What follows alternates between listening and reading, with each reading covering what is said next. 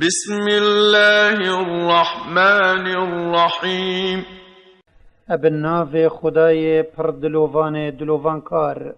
ألم تر كيف فعل ربك بأصحاب الفيل ارماتا نظانی ای پیغمبر کان خدایتا چه بسر خدانت فیلی اینا بو ابرهای حبشی و لشکریوی اویت ویای کعبا پیروز خراب بکن. ألم يجعل كيدهم في تضليل ارماوی فند و فیلاوان پیچ نکر. وأرسل عليهم طيرا أبابيل وی کومت طیرا الدیف ایک بسروان دا هنارتن.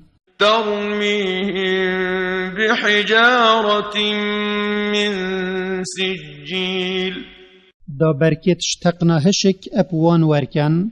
فجعلهم كعصف مأكول دی جاوی او اپوان برکا وکی وکای لیکرن یا حیوانات تخونت هاون.